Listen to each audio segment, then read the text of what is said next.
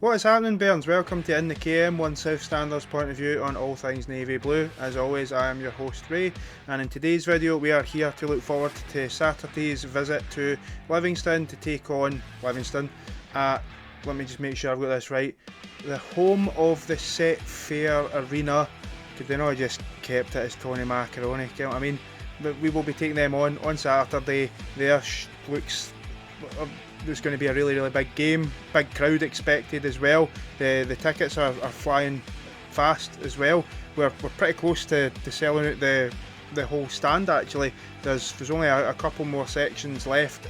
Come on, let's do this. Let's get that whole stand sold out. Let's bring a crew of air 2000. Come on.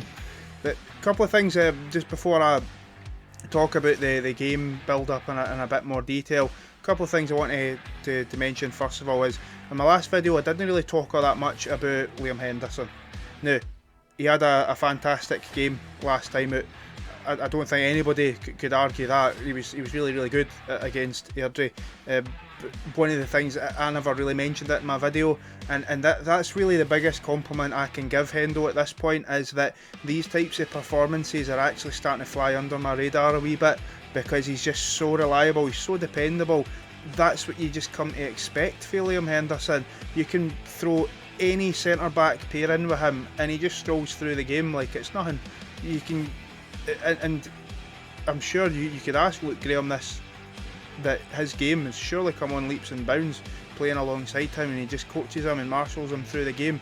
And there was one instance that, and I forgot to talk about this, where Luke Graham strode forward with the ball, and I like that, by the way. I'm not criticising Luke Graham for this at all, because he's confident and he wants to take it on, and that's fine. But he kind of gets himself into a mess a wee bit, where this was in the first half, by the way, and he loses the ball, and Hendo comes across instantly and covers his teammate, and that's just what you want to see. It's graft. It's how many times do you see Hendo stepping in when somebody loses the ball and stopping the danger? He's surely somebody you want to have alongside you. But I just wanted to take a minute or two to talk about Liam Henderson. Big fan of the boy, but for whatever reason there was just too many other things. I was too busy talking about Calvin Miller and Keelan Adams that I just completely forgot. The other thing that I want to talk about, oh boy, okay, so at time of recording, the teaser for the Heritage top has just dropped. I'll just throw this picture up here, or the new, just for reference. That is the new Heritage top. So, I have some thoughts on this. My initial gut reaction was, I don't like it. The first thing that jumps into your mind is, it looks like a Greenock Morton shirt. I mean, have you seen how Aidan Nisbet looks in these pictures? He looks like he's got full on PTSD. Like, no Morton again. No, I moved on. I'm on to better things now.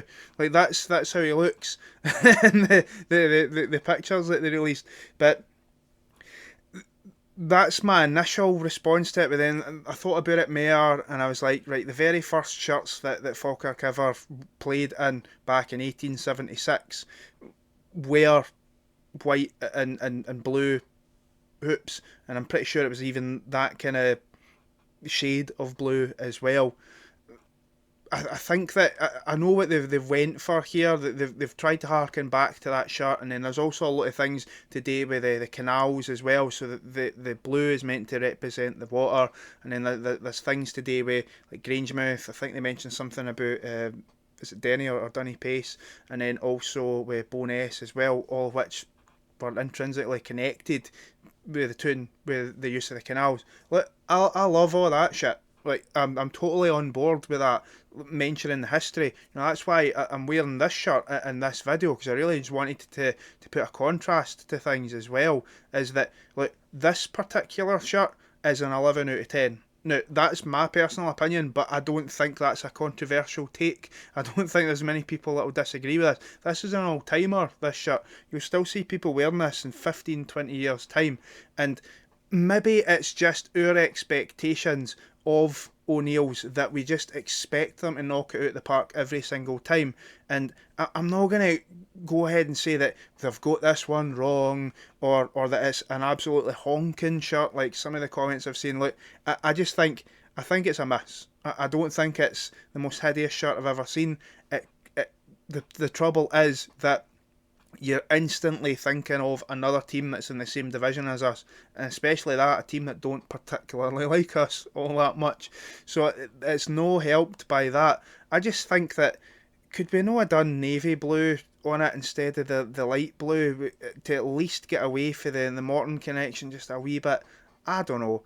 What I will say is that I say all these things about it, and that I hate it, and then I think more about the history, and then I go, maybe it's not that bad, and then I look at it again and I go, I still hate it.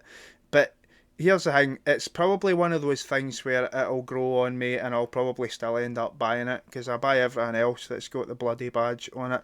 I've not bought the ice scraper yet. I'll need to make sure I buy it. I don't even own a car. I can't even fucking drive.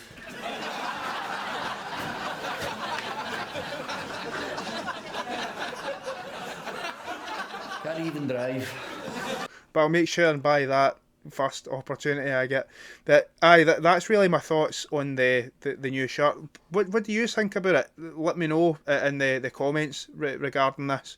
But on to the game itself with our visit to Livingston. So, how have things been going for Livingston over the last few games, you ask? Well, if we bring up their most recent set of results, they went ahead and beat Morton 2-1 at home in the Challenge Cup, that wee smelly cup that we go put out by Stenny. They went ahead and won 2-1, and from all accounts I've heard, that it wasn't the most impressive victory. Livingston fans, all five of them, were talking about it on Pie and Bovril. I had a wee chat with some of them as well. Before that, they beat Hamilton 3-1 away, which, alright, that's an alright result, because I'm not just saying that because we beat them, because I don't actually think Hamilton are on a bad side. They have got some decent players. Ollie Shaw, for example, he is well decent. But before that, a one each draw at home against Queen's Park, and then before that was the absolutely bogging 3-0 loss away to Dunfermline. That makes me chuckle. So it looks like they had maybe a wee bit of wobble straight after they lost badly to Dunfermline when they drew at home, which must have been a pretty disappointing result for them, because these games against the teams that are around you, you want to try and win these games. That feels like I'm just stating the obvious here, but at the very worst, you don't want to lose these kind of games, and that's really how I felt with the last game that we played against Livingston. And I said this to Johnny that I was standing next to, shout out again on the channel to Johnny, that in these games against your rivals, if you can't win the game, don't lose it. And that's maybe where Livingston found themselves with that game against Queen's Park. You don't want to allow the teams around you to gain any ground, and that's really how it was after the game that we had. Even though, and I'm sure I don't need to remind anybody that we should have won that game, because the goal that we scored wasn't over the line. It happened right in front of me. The whole ball was definitely not over the line. You could tell it wasn't over the line because everybody in the KM's all turned around and looking at each other like this, like, what's going on? What's he disallowed it for? I'm looking at the assistant linesman, who, by the way, was about 50,000 yards away from play, so I don't know how he managed to see that. Again, I'm rehashing things I've already said here, but I'm looking, expecting to see a flag up like he's offside or something, and I'm like, he's no offside. And then you've then got, like, some of the people on Pie and Bovril were saying that we've now got our first choice left back, Montano, will not be playing, so you'll have a better time than you did in the home game. I was like, hold the bus. Like, we did score a legitimate goal against you, and we beat your so-called first choice left back, who spent more time on the ground rolling around wasting time than playing any football anyway, and we scored a legitimate goal when Keelan Adams absolutely rinsed them. So don't give me any of that, Patter. Like, we really should have got the 3 points that day, and I really hope that the players go into this game on Saturday with that in their mind, and they go into this fired up, because this isn't a case of that we go into this game thinking a draw is fine. I mean, a draw is fine. I would take a draw right now, but I don't see these players going into this game with that mindset. They'll go there wanting to win this game, and they'll want to really put daylight between the teams. Now, people on the outside will look into this and think that, well, how would this Falkirk side cope with a 9 point advantage? Would we see the often, the mythical mid-season dip? And I'm just thinking that with the amount of experience that this team has got, especially with the exploits of last season, if we were to go ahead and go 9 points clear in the title race, I'm not convinced that you would suddenly see us fall off a cliff, because these players have shown that they're able to cope with that kind of pressure. I mean, bear in mind that they coped with being unbeaten the whole season, and there were a couple of somewhat iffy performances towards the end of the season, but the league was already won at that point. All we really cared about, and I'm sure the players as well, all they cared about was no losing at that point, and they managed to accomplish that, albeit it took a 95th minute penalty from the one and only Brad Spencer. I'm not going to go on about him, I'm not, but I'm sure when he scores a double on Saturday, I'll be back here talking about him incessantly for about half an hour. But these players have shown that they know what it takes to get it over the line. And again, when we make comparisons to last season as well, we've got some parallels. I mean, we played Hamilton in that first game, the one that was on the telly, back in, was it October or the end of September last season? I can't even be arsed checking it, but it was around about then, and that was 0-0 as well. And then we went into that game going away to Aki's, and there's so many nerves, there was so much in the air that you were just thinking of what's going to happen in this game, and we ended up putting in a dominant performance and scudding them 3-1. And I think something similar will happen on Saturday, at the risk of me looking like an arsehole at 5 o'clock on Saturday. I'm going to back the boys. I think that we will win this game, and I think this will end up being now, most people are predicting it to be, if anything, it's going to be like a tight 1-0 or something like that. But I think that against Dunfermline, Livingston showed that they've got a bit of a gaff in them, because that result came completely out of nowhere. But it doesn't happen by accident. You don't accidentally lose 3-0. They're capable of losing these kind of goals. And I think that our players up top are really starting to come into a game now. The likes, I mean, like I've spent the last couple of videos going on so much about Calvin Miller. There's not really anything else I needed to say about him at this point, but he's in top form at the moment, and so is Ethan Ross. And then you've also got the possibility of Ross Maciver coming back in, and I just wonder if this is when McGlynn decides to go with Ross Maciver again. I just wonder, or is he going to stick with Gary Oliver again? I just feel personally that the physicality that Livingston offer, which is about all they offer, by the way, because they don't play any football, I think that this is a kind of game that's going to be really suited to Ross Maciver coming back in. It's one of, and don't get me wrong, the previous games I've been an advocate for John McGlynn sticking with what's winning the games, sticking with Gary goals, because I do appreciate the work he puts in, but he's no got that physical edge that I think that we would really, really benefit from against the opposition on Saturday. So I would be tipping Ross Maciver to start in that game on Saturday. I still think that Morrison has work to do to get back into the team. I do think he looked pretty good when he came off the bench against Airdrie and was really unlucky to no score. And to be honest, he had that one opportunity as well where he probably could have squared it to Maciver for a tap-in, but and Maciver was going nuts at the time. But surely even Ross himself knows Callum Morrison's no squaring the ball in that opportunity when he's been out that long. No chance. Like he's taking the shot on, and in fact he took on, what was it? It was 2 bites of the cherry he took on rather than square the ball to Maciver. Of course he's going to shoot. Maybe Maciver would pass in that opportunity because he's more a team player, and that's not I'm not saying anything against Callum Morrison. There's a reason why the guy was top goal scorer last season. He's confident. He knows where the goal is. He wants to take the shots on. But I just think that maybe it's going to take I'm finally getting a goal to really, because you know what it's like, Troops. That when a player's been out for a wee while and they've no scored and they're trying too hard when they come on, and they just need to get that goal. It's a total cliche, I ken it is, but as soon as Morrison scores that goal, it's going to be such a huge relief for him. And I'm sure it'll be the same with Maciver as well, but maybe not to the same extent, because we don't look at Ross Maciver as the guy that's going to score all the goals the way they do with Callum Morrison.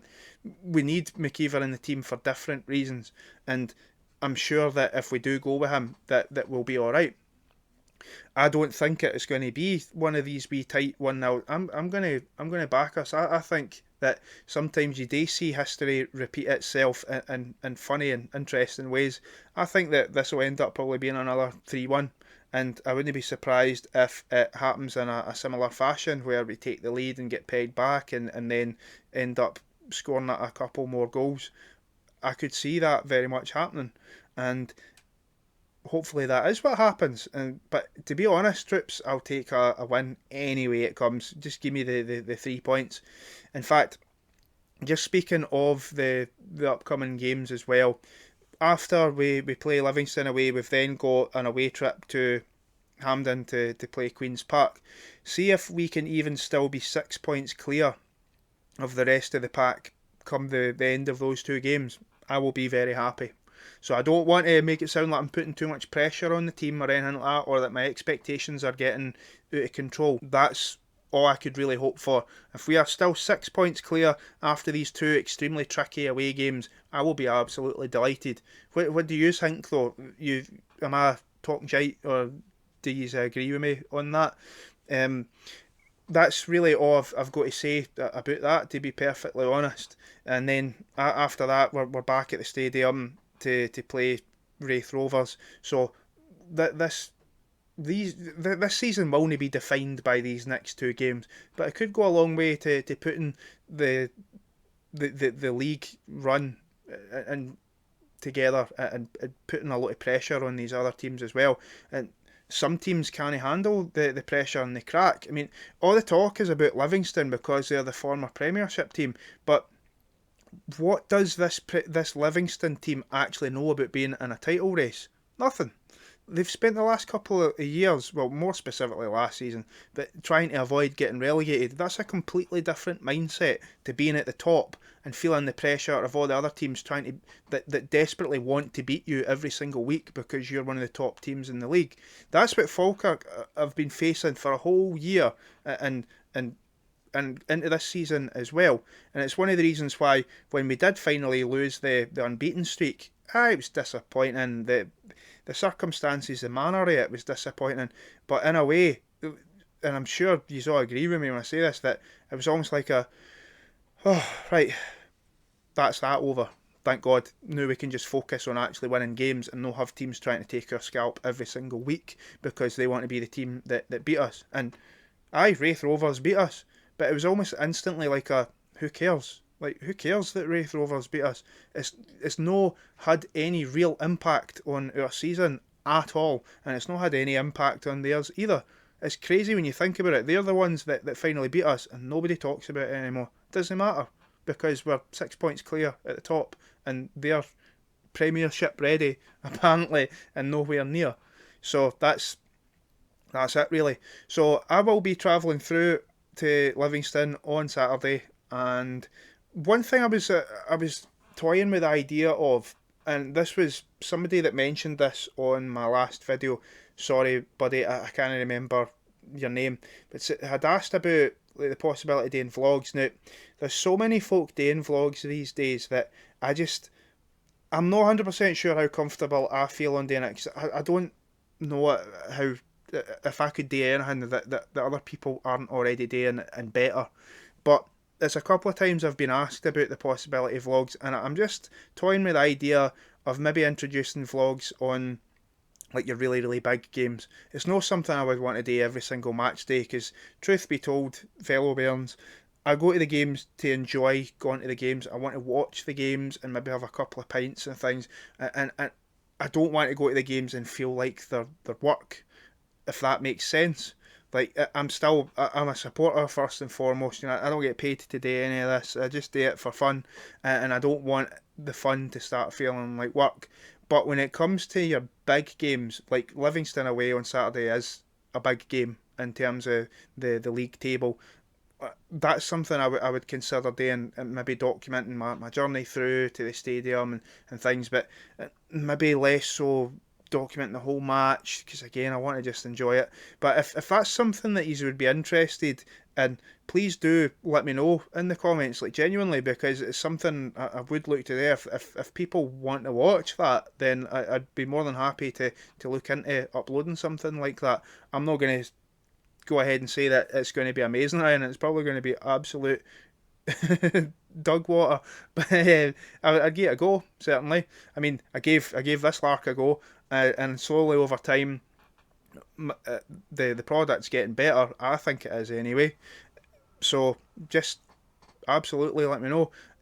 Last thing I want to leave you on as well, which is an absolutely mad stat that has been floating around, that some of you might already be aware of, some of you might know, is that we have a very unique set of fixtures on Saturday where first place second, third place fourth, fifth place sixth. You get the picture. And that's the way it works out through the whole league, which is crazy. As far as I'm aware, I don't believe something like this has happened recently anyway. So it's very interesting to see that. It's mad. But aye, that's all I really wanted to talk about this evening. Wanted to talk about the upcoming match, preview the Heritage shirt, which I've went back and forth about 3 or 4 times on this shirt already in the space of this, what is it, 20-minute video. I'll probably change my mind a few more times as well, and then I'll probably be outside Greaves first thing tomorrow morning. We'll see. And that's really all I've got to say on this particular video. Thank you all so much for watching. Take care, all the best, and bye bye.